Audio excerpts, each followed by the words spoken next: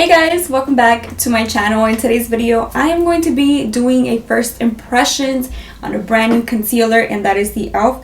Hydrating Camo Concealer Satin Finish. I am going to be sharing my thoughts with you guys on this one. I do kind of like a comparison, and you guys know that I already have a review on the original one, so I do kind of share my thoughts and my points on both of them and kind of compare them just so you guys can have an idea of, you know, the comparison between the two if there is any. But I am going to let you guys know the coverage, the finish, everything. You guys are going to see it in action. And then if you guys saw Wednesday's video where I did do the review on the brand new Wet n Wild foundation, I did do a wear test on that foundation, and the concealer that I'm wearing today is in that video as well, so you guys can kind of see how well it wears throughout the day. But anyways guys, before we get started, subscribe if you haven't done so already. We do a lot of makeup tutorials, makeup reviews as well. I love makeup reviews. I love reviewing products. That's my thing. Thumbs up the video if you like my first impressions and review videos as well. Don't forget to follow me on social media, Snapchat, Instagram, and Facebook. Links are in the description box below. I do want to bring back the cooking videos on Facebook, so go subscribe if you haven't done so already. And with no further ado guys, if you guys want to know my thoughts on the brand new e.l.f. concealer, do you want to know how well it wears throughout the day? Do you want to know the finish, the coverage? Do you guys want to know the tea? Then let's go ahead and get started. So this is their original concealer, and to me it's a very drying formula. It's matte, so if you're oily you're going to love it. To me, I just feel like it wasn't for me. It wasn't my cup of tea. I feel like it's even drier than Tarte Shape Tape.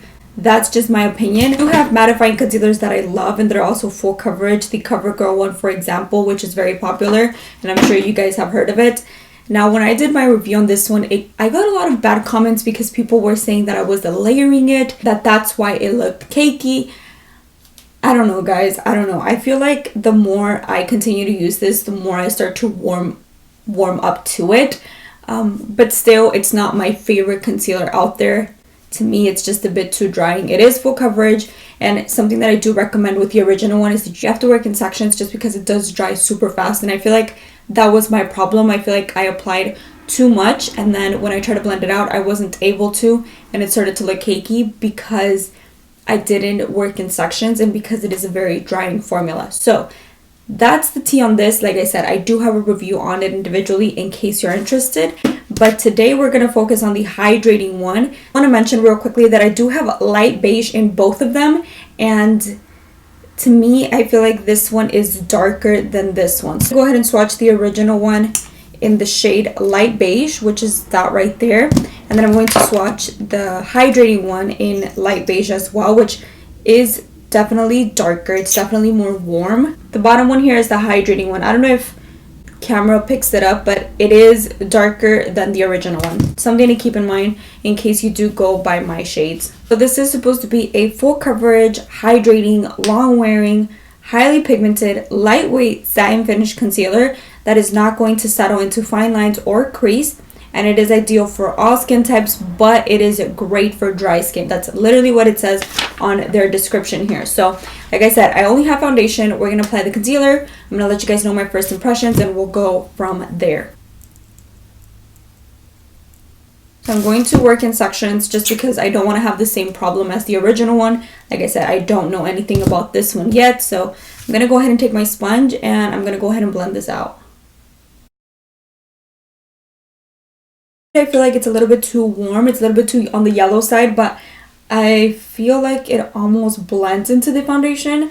But I do see some type of brightening effect, some type of highlight. I wish my concealer was a little bit more brighter, if that makes sense, a little bit more on the highlighted side. Okay guys, so that blended like a dream. I don't think I got full coverage though, so I'm going to build it. Like I said, you guys don't have to layer it. You guys can do you, but I feel like I got medium coverage. I wouldn't say high medium coverage at all. So I'm going to go ahead and highlight the areas where I normally would. So that's that. So I'm going to go ahead and build this up a little bit. I do think it's highly pigmented, but I don't think it's as pigmented as the ColourPop one. I feel like the ColourPop one just has a lot of pigment. You know, like you barely need any for the color to just be so vibrant, if that makes sense. Like it was, I don't know, it's like creamy but thick, you know? and this one is definitely more on the hydrating side. So I do see that.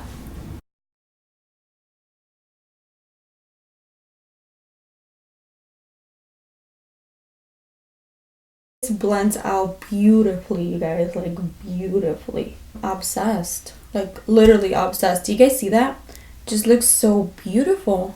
I also have lines underneath of my eyes, but it's not settling into my lines. Like it's not settling there, which I like that. I like that because most concealers claim that they're not going to settle into your lines, but then they end up, you know, settling, which I'm fine because, you know, I get to set mine with the powder anyways. So off of first impressions, you guys, I can definitely say that this is a concealer that if you don't wear makeup and you're just looking for an everyday spot conceal, something to just cover up your dark circles for like an everyday, I recommend this 100%, like 100% for that.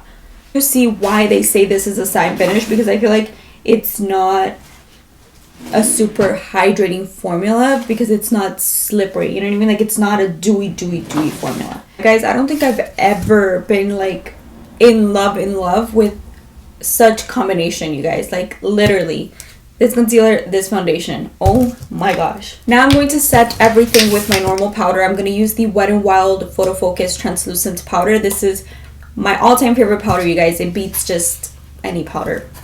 And it is a dupe for the Fenty one in my opinion. So if you haven't tried that powder, try it out. It's super lightweight. It's very fine. It hasn't creased underneath of my eyes, which is a wow because normally concealer creases there anyways, but this one isn't. I'm going to take some powder and I'm going to go ahead and set. I see the difference. I feel like I could have gone 2 shades lighter or maybe a shade lighter because I feel like this one just blended in with my foundation. So this is what my face is looking like. This is the concealer. All right guys, I'm back. So I did, you know, the full beat. I've been wearing the concealer for around 2 hours at this point. Right now I love how the concealer looks. It's definitely not settled into my lines. You can't really see my pore area. I love it. I don't know if it's a combination of the concealer and the foundation. I feel like you can definitely rock this even if you're combination skin, oily skin. I feel like it's still gonna look good. I did set mine with the Photo Focus Translucent Powder as you guys saw. Let me know if you've tried this concealer down below in the comment section. Let me know if you're going to pick it up. I think it's a bomb concealer for the price. As I always say, you guys, e.l.f. makes some of my all-time favorite products. So I am actually very excited to try out their brand new e.l.f. Putty Primers. I wasn't a fan of the pore putty primer just because it did nothing for my pores at all whatsoever, but smoothed my skin a bit. But I'm excited to try these out, let you guys know if I think they're worth it or not. I also have their eye primer. I currently did my winter foundation routine where I give you guys tips and tricks and I show you guys exactly my routine. And in that video I did mention this foundation right here, so if you do want to see the e.l.f. Flawless Finish Foundation in action, don't forget to click that video. I'll leave it in the eye and down below as well so you guys can check that out. This is a bomb foundation and it's very underrated, guys. Thumbs up the video if you like review videos. Don't forget to subscribe if you haven't done so already. Follow me on social media if you haven't done so already. Links are in the description box as well. And yeah, guys, I really hope you guys enjoyed this video and I will catch you guys very soon in Monday's video. Bye, guys.